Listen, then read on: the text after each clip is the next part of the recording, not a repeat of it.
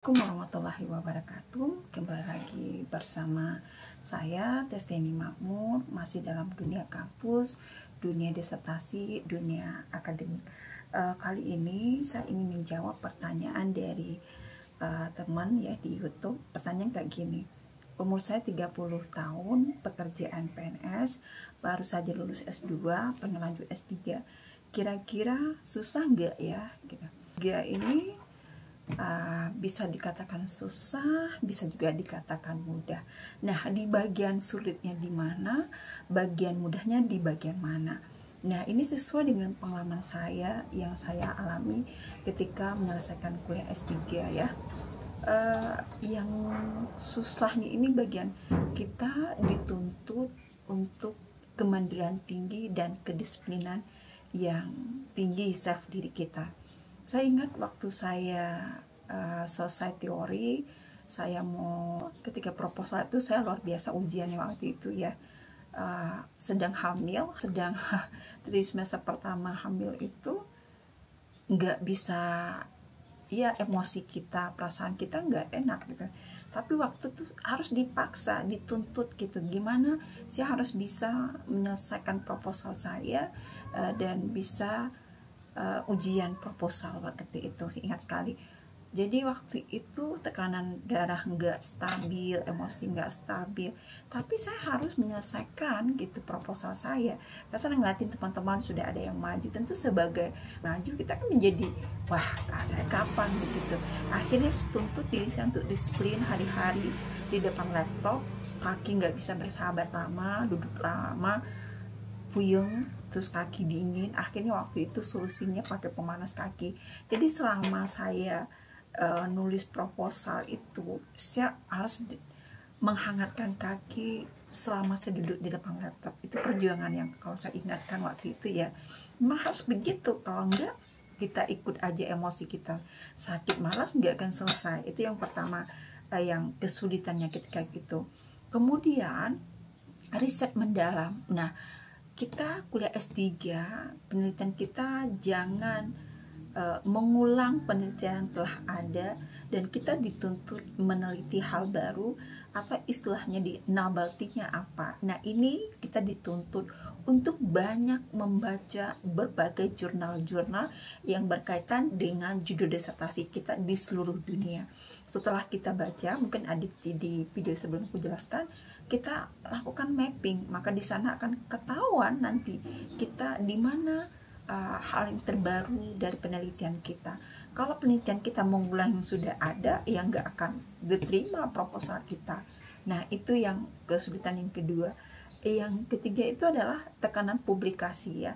Kadang ada di beberapa kampus diminta ya kita melakukan publikasi awal baru bisa melakukan ujian proposal. Ada di sebagian kampusnya lagi meminta kita ketika mau ujian promosi doktor baru bisa juga gitu. Tapi yang dimintakan tulisan kita dipublikasi itu ya di jurnal bereputasi baik nasional maupun internasional. Nah, di nasional mungkin Sinta 2, internasional yang bereputasi. Nah, waktu itu saya ingat saya ingat banget ya, saya sudah ujian tertutup, sudah mau promosi dokter terkendala. Kenapa? Karena saya belum mempublikasikan jurnal saya. Padahal di kampus itu diminta harus terbit di jurnal internasional. Jurnal saya terbit baru bisa promosi dokter. Nah, ini yang perlu saya tekankan buat teman-teman ya.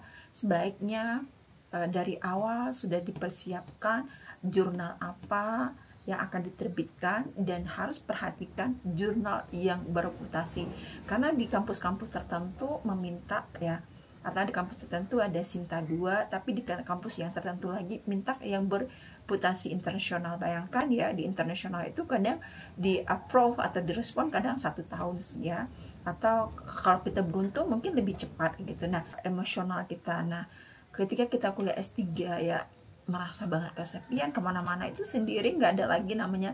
Kalau kita kuliah S1, S2 mungkin masih ada berkomunal ya dengan teman-teman kemana-mana. Ini nggak mandiri, memang kuliah kita mandiri, kemana-mana cari jurnal, semua sendiri-sendiri, nggak ada. Karena teman lain juga begitu, nah dituntut kemandirian.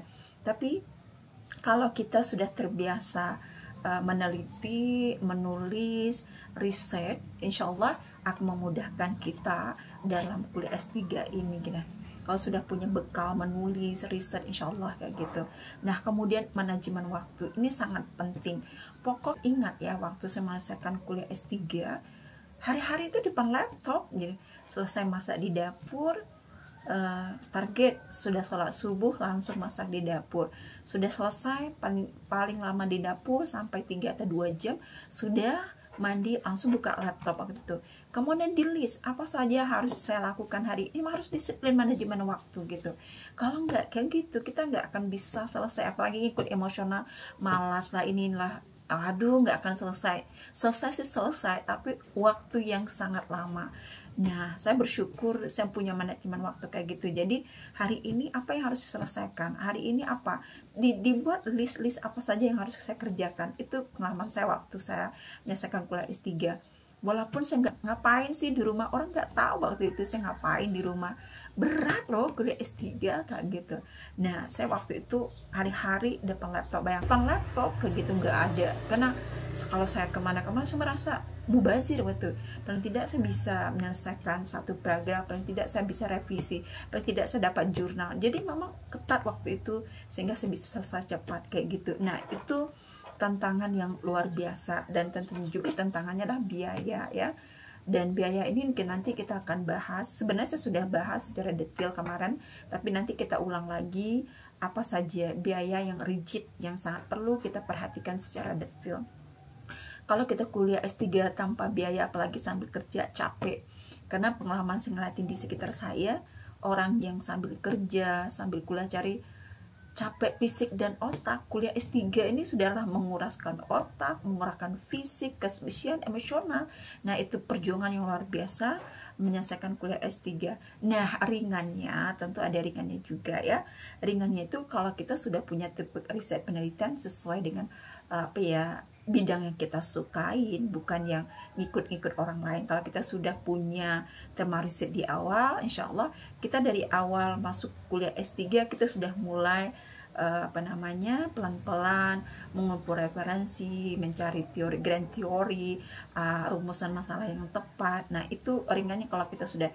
Saya mengalamikan juga seperti itu. Alhamdulillah, tema riset saya pertama saya masuk daftar S3 sampai jadi dokter itu saya tidak pernah tukar judul riset, fokus kajian kita apa. Nah, ini untungnya kalau kita ringannya, kalau kita dari awal sudah tahu apa yang mau dikaji ya. Kemudian pembimbing suportif, dan alhamdulillah juga saya dapat seorang pembimbing yang mudah dihubungin, dan bahkan kita diskusi enak begitu ya. Diskusi enak, baik promotor maupun co-promotor, alhamdulillah. Dan saya memang bertekad waktu itu, saya sekali bimbingan langsung ACC kayak gitu aja. Itu tekad dari awal, saya jangan berulang-ulang kayak gitu. Makanya sebelum saya ketemu promotor, saya harus catat dulu apa kayak gitu, harus diselesaikan kemarin apa bisa dijelaskan. Kalau kita bisa menjelaskan dengan baik kepada promotor dan promotor, mereka nggak akan mempersulitkan kita. Berarti dia mengerti, oh anak ini paham apa yang mau dikaji, di mana epistemologinya, dia ngerti kayak gitu. Kalau kita paham dan mengerti, maka yakinlah kita kan mudah. Promotor juga senang lah kan ketemu anak pembimbing yang mudah paham, mengerti apa dijelaskan, paham kayak gitu. Dan nah, itu dia. Nah, yang ketiga itu harus ada teman seperjuangan atau komunitas. Nah, saya bersyukur juga teman diskusi saya selama ini adalah suami, alhamdulillah. Karena dia sudah dulu doktor, tentu dia punya pengalaman lebih dahulu bagaimana menyelesaikan kuliah S3. Maka di sini saya menuntutkan bagi teman-teman ingin melanjutkan S3 harus punya teman diskusi. Jangan ketika mandek, ketika nggak tahu diam.